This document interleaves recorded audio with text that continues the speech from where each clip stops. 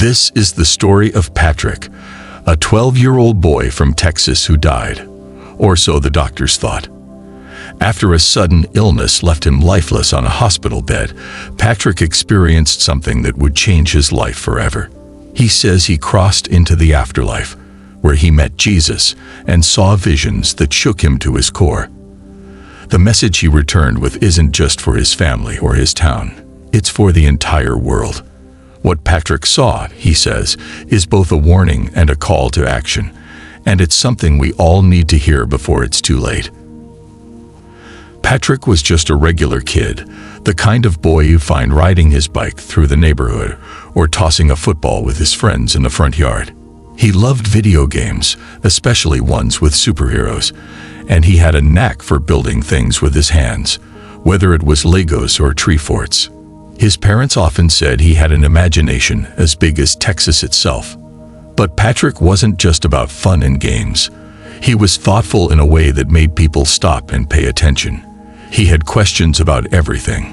Why the stars sparkled at night, why people sometimes argued over differences, and what it meant to be good in a world that didn't always seem fair.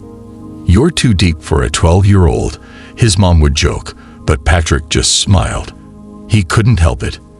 He wanted to understand the world. His family wasn't particularly religious. They went to church on Christmas and Easter, and Patrick had heard stories about Jesus in Sunday school. But to him, Jesus was more like a character in a book than someone he could actually meet.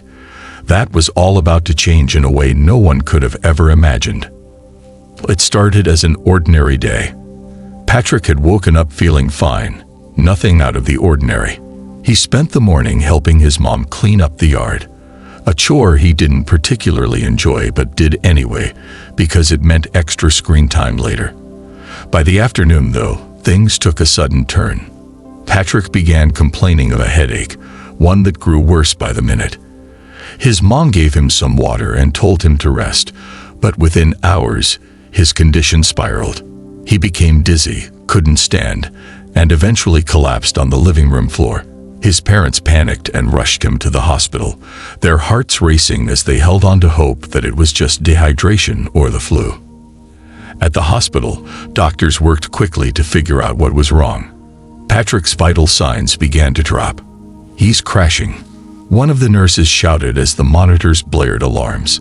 His parents were ushered out of the room, tears streaming down their faces as they prayed for a miracle. In that chaotic moment, Patrick's heart stopped, and the medical team began frantic attempts to revive him. Patrick didn't remember the chaos of the hospital room. One moment, he was lying on the hospital bed, his body heavy and his thoughts muddled. The next, he was standing in a place so peaceful it didn't feel real. At first, he thought he was dreaming. Everything around him was bathed in a golden light, soft and warm, like the sun on a cool morning. "I didn't feel scared," Patrick would later say. "It was like I was exactly where I was supposed to be." The landscape stretched endlessly before him, a field of colors more vivid than anything on earth. Flowers that seemed to glow, trees that swayed gently without wind, and a sky that shimmered like liquid gold. Patrick felt weightless, like he wasn't walking but floating forward. There was no pain, no fear, just an overwhelming sense of peace. But the most striking thing about this place wasn't the beauty or the calm. It was the feeling of being loved, completely and unconditionally loved. Patrick would later struggle to put it into words, but he described it as being wrapped in a hug that reached his soul. It was a love so deep it felt alive. As Patrick wandered through the golden field, he noticed a figure standing in the distance. At first, he couldn't make out who it was. But as he got closer, he realized it was someone he'd seen in pictures and heard about in stories. It was Jesus. But Jesus didn't look like the paintings Patrick had seen in church. There were no flowing robes or glowing halo. Instead, he looked ordinary, like someone you pass on the street without a second thought. Yet, despite his simplicity, Jesus radiated a presence so powerful that Patrick felt tears well up in his eyes. "Patrick," Jesus said, his voice calm and gentle, yet carrying the weight of 1,000 truths. "You're here for a reason." Patrick didn't know what to say. He wanted to ask where he was, why he felt so light, and what this all meant. But before he could speak, Jesus placed a hand on his shoulder. The touch sent waves of warmth through Patrick's body, and suddenly, he felt like he understood everything. Every question he'd ever had, every doubt, every fear. In that moment, none of it mattered. "I have something to show you," Jesus said, and Patrick nodded, unable to speak through the lump in his throat. Jesus didn't lead Patrick anywhere. Instead, the golden field seemed to dissolve around them, replaced by scenes that felt both familiar and distant. Patrick saw the earth as if he were looking at it from above, a beautiful, vibrant planet spinning in the void of space. But as he watched, dark clouds began to form, and cracks appeared in the land below. "What's happening?" Patrick asked, his voice trembling. Jesus didn't answer directly. Instead, he showed Patrick scenes of what those cracks represented. Forests being cut down, oceans filled with trash, and skies choked with smoke. Patrick felt a deep sadness as he saw animals struggling to survive, rivers drying up, and people fighting over resources. It wasn't just the earth that was fragile, it was humanity itself. Jesus explained without speaking, his words filling Patrick's mind like a song. "The earth is my creation, and it was given to humanity as a gift. But the way it's treated reflects the hearts of those who live there." Patrick felt overwhelmed by the weight of what he was seeing. He wanted to look away, but Jesus gently told him, "You need to see this. Only then can you understand." Patrick's vision continued, and Jesus began to show him moments of hope interwoven with the despair. Amid the destruction, Patrick saw people planting trees, cleaning rivers, and working together to repair what had been broken. Their faces shone with determination, as if they understood the gravity of their responsibility to the earth and each other. Jesus turned to Patrick, his eyes kind but serious. "Responsibility," he said, the word resonating in Patrick's heart. "Every person has a role to play, no matter how small they think it is. Each choice you make ripples outward, creating either destruction or healing." Patrick saw a family deciding to stop wasting food and share their surplus with neighbors. He saw a group of children organizing a beach cleanup, their laughter filling the air as they worked. He even saw farmers adopting new methods to protect the soil and reduce harm to the environment. Every act, no matter how small, seemed to create light that pushed back the darkness. Jesus explained that humanity had the power to choose, always. But those choices carried weight, and Patrick felt the importance of this lesson deep in his soul. It wasn't just about big, heroic gestures. It was about the small, everyday decisions that built a better future. The golden light surrounding Patrick dimmed, replaced by images of people standing apart, separated by invisible walls. "This," Jesus said, "is the greatest danger to humanity: division." Patrick saw people arguing in the streets, their faces twisted with anger. He saw families sitting in silence at dinner tables, unable to connect because of their differences. He saw nations turning their backs on one another, choosing conflict over cooperation. The pain of these divisions was palpable, and Patrick felt it like a weight pressing on his chest. But then, Jesus showed Patrick something else. He saw what division could lead to if left unchecked. Destruction on a scale that made his heart race. Patrick saw cities crumbling, people fighting over resources, and a planet struggling under the weight of humanity's inability to come together. "Why does this happen?" Patrick asked, his voice breaking. "Because they forget," Jesus replied. "They forget that they are all connected, that every soul is part of something greater. Division blinds them to this truth." Patrick realized that division wasn't just about politics or borders. It was about fear, pride, and the inability to see the humanity in others. It was a warning that stuck with him, one he knew he couldn't ignore. The darkness lifted, and Patrick found himself surrounded by light once more. This time, Jesus showed him something entirely different: the power of love and forgiveness. Patrick saw people coming together, bridging the gaps that had once divided them. He saw two neighbors, one who had wronged the other, shaking hands and choosing forgiveness over resentment. "This is how you heal the world," Jesus said. "Love is the bridge, and forgiveness is the first step." Patrick saw scenes that brought tears to his eyes. A father reconciling with his estranged son after years of silence. A community rallying around a family in need, setting aside their differences to help. A woman forgiving someone who had hurt her deeply, her heart finally free of the burden she had carried for so long. Each act of forgiveness seemed to create a ripple, spreading light and warmth to those around it. Patrick understood that love and forgiveness weren't just feelings. They were actions, choices that had the power to transform lives and heal wounds. "Start with yourself," Jesus said. "Forgive, and let love guide you." Patrick was then shown something that surprised him. Children leading the way. He saw kids his own age and even younger doing extraordinary things, not because they had to, but because they wanted to. They were planting gardens in their schools, standing up for bullied classmates, and teaching adults about kindness and inclusion. Young hearts are the most open, Jesus said. They see the world as it should be, not as it is. They remind adults of what truly matters. Patrick saw himself in these children.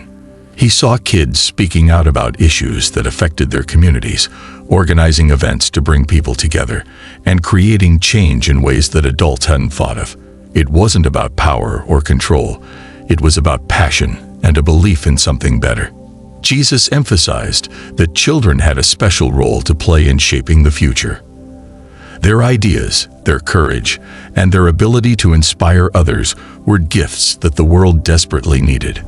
Patrick felt a surge of pride and determination, knowing that he and other kids had the power to make a difference. Finally, Jesus showed Patrick a vision of America's future. At first, it was bleak, scenes of division and hardship, where people struggled to find common ground. Patrick saw protests, arguments, and leaders who seemed more focused on power than on serving their people. But then the vision shifted. Patrick saw what could happen if people chose unity over division, love over hate. He saw communities rebuilding together, neighbors helping neighbors regardless of their differences.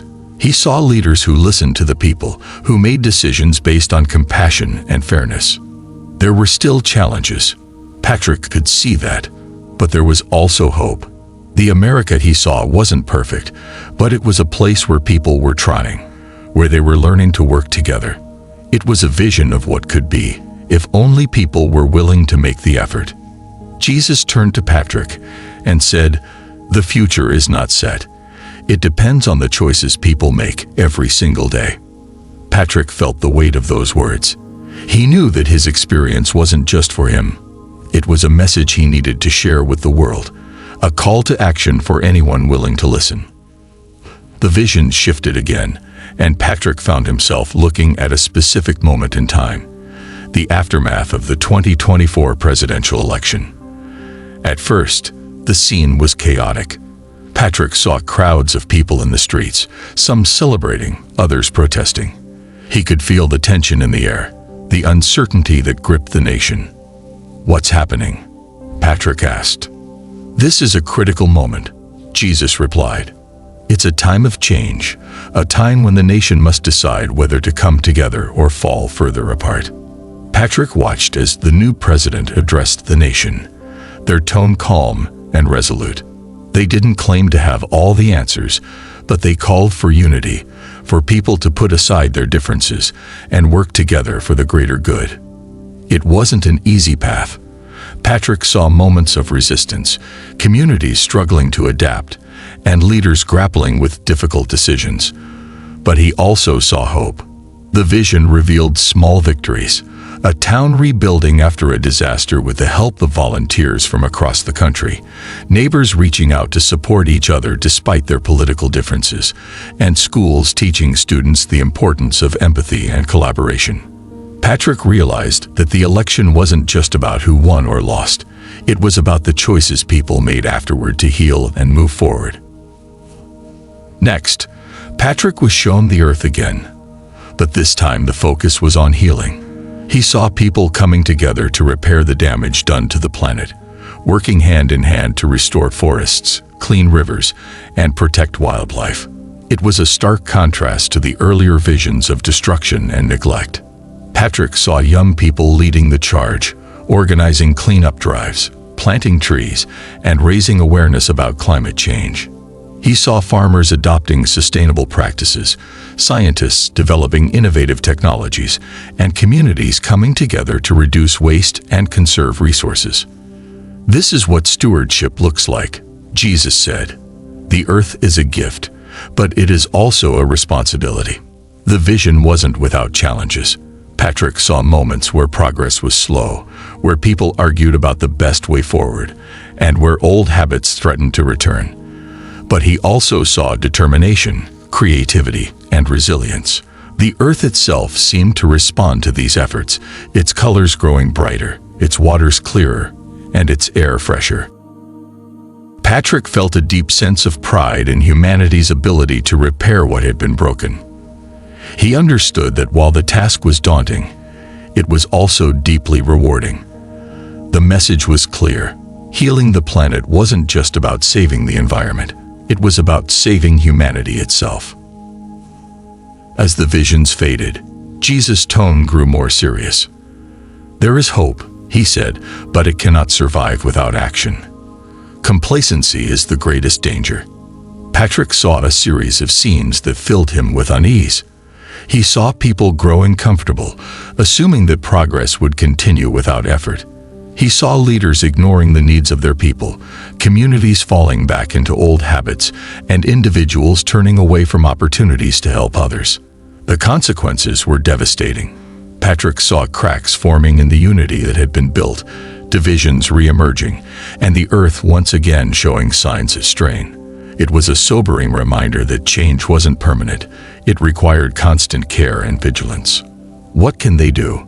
Patrick asked, his voice filled with urgency. "Remember," Jesus said simply. "Remember the lessons of the past, the sacrifices of those who came before, and the importance of every choice. Progress isn't automatic, it's intentional." Patrick felt the weight of these words. He understood that the future wasn't guaranteed. It was something that had to be earned over and over again. Well, the next vision focused on families and communities. Patrick saw them as the foundation of everything else he had witnessed. It wasn't the actions of governments or corporations that drove the most meaningful change. It was the love and effort of ordinary people. Patrick saw families coming together at the dinner table, sharing stories, and teaching their children the values of kindness and respect. He saw parents encouraging their kids to dream big and to care for others. He saw neighborhoods organizing events to bring people together, from potlucks to volunteer projects. "Change begins here," Jesus said.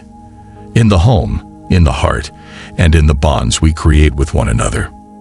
Patrick realized that no act of love was too small, whether it was helping a neighbor, mentoring a child, or simply listening to someone who needed to be heard. These acts of kindness created ripples that spread far beyond the individuals involved. The vision showed Patrick himself, older now, leading his own family in these efforts. It was a powerful reminder that the most profound changes often started in the simplest of places. Finally, Patrick was shown the role of faith in guiding humanity forward. He saw people of all religions and spiritual beliefs coming together, united by shared values rather than divided by doctrine. It wasn't about the specifics of how they prayed or what they called their higher power. It was about the love, compassion, and hope that their faith inspired. Patrick saw faith communities opening their doors to those in need, offering shelter, food, and support. He saw people finding strength in their beliefs during difficult times, using their faith as a source of resilience and inspiration. But he also saw faith being used to build bridges, not walls, connecting people rather than separating them. "Faith is not about fear," Jesus said. "It's about love. And when it is rooted in love, it can move mountains." Patrick felt the truth of these words deep in his soul. He realized that faith wasn't just a personal journey. It was a way to inspire and uplift others. It was a reminder that even in the darkest times, there was always a light to guide the way. The next vision Jesus shared with Patrick was one of miracles, not the dramatic kind that involved fire from the sky or parting seas, but quiet, everyday miracles that changed lives. Patrick saw a man recovering from an illness doctors had said was incurable, surrounded by his family as they prayed together. He saw a young girl with no home being taken in by strangers, their kindness saving her life. These are the miracles of love and faith, Jesus explained. They happen every day, but people often fail to see them because they're looking for something grander. Patrick watched as a community rallied together to rebuild a school destroyed by a storm. He saw a stranger stopping to help someone stranded on the side of the road, their small act of kindness creating a ripple of gratitude that spread far beyond that moment. Jesus explained that these simple acts of love and compassion were miracles in themselves, reminders of the goodness that still existed in the world. Patrick understood that miracles weren't just divine interventions. They were the result of people choosing to act selflessly, even when it wasn't convenient. Each act of kindness, Jesus said, is a reflection of heaven. Patrick felt the visions fading, the golden light beginning to dim.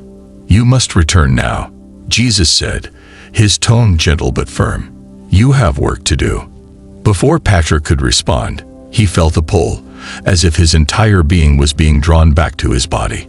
He opened his eyes to the fluorescent lights of the hospital room, his chest heaving as he took his first breath. His parents were at his bedside, their faces a mixture of relief and disbelief. "He's back," his mother whispered, tears streaming down her face. Patrick felt disoriented at first, the memories of what he had seen swirling in his mind. The peace he had felt in the afterlife lingered, but so did the urgency of the message he had been given. He knew he couldn't keep it to himself. What he had seen and heard wasn't just for him. It was for everyone. As Patrick recovered, he began to share his story. At first, people were skeptical, dismissing it as a vivid dream or a child's imagination. But the sincerity in his voice and the details of his account made it impossible to ignore. Patrick wasn't just recounting an experience, he was delivering a message. Patrick's life was never the same after his near-death experience, and neither was his community. He started small, sharing his story with his family and close friends. As word spread, more people wanted to hear from him. Schools invited him to speak, churches asked him to share his message, and even strangers reached out to hear what he had seen. Patrick's story didn't just inspire people, it moved them to action. Families began spending more time together, neighborhoods started organizing community events, and people who had been estranged from one another began reaching out to mend broken relationships. Patrick's message of love, unity, and responsibility resonated with everyone who heard it. But it wasn't just about words. Patrick himself lived the lessons he had learned. He volunteered at food drives, planted trees in his town, and worked tirelessly to bring people together. He became a symbol of hope, a reminder that even the smallest actions could create a ripple effect of change. Despite the hope and positivity of his vision, Patrick never forgot the warnings Jesus had given him. He often spoke about the dangers of complacency, reminding people that progress required constant effort. "It's easy to fall back into old habits," Patrick would say. "But if we don't keep trying, we'll lose everything we've built." Patrick shared the darker parts of his vision with caution, not wanting to scare people but to wake them up to the reality of what was at stake. He talked about the divisions that threatened to tear communities apart, the environmental damage that could become irreversible, and the pain that came from ignoring the needs of others. "These warnings aren't meant to scare you," Patrick would explain. "They're meant to show you what we can avoid if we choose love over hate, action over apathy." His words served as a wake-up call, inspiring people to take their responsibilities seriously, not just to themselves, but to the world around them. Patrick's story ends with a powerful call to action. He tells everyone who will listen that the future isn't set in stone. It's shaped by the choices we make every day. What I saw wasn't just a vision, he says. It was a chance to change. And we have that chance, right here, right now. Patrick urges people to start small, to be kinder to their neighbors, to care for the planet, and to teach their children the values of love and forgiveness. He reminds them that no act is too small to make a difference, and that every step toward unity brings the world closer to the vision he saw. Jesus didn't just give me a warning, Patrick says. He gave me hope. And that hope is something we all have the power to carry forward. Patrick's story is a testament to the resilience of the human spirit and the power of love to heal even the deepest wounds. It's a reminder that no matter how dark things may seem, there is always a way forward if we choose to take it.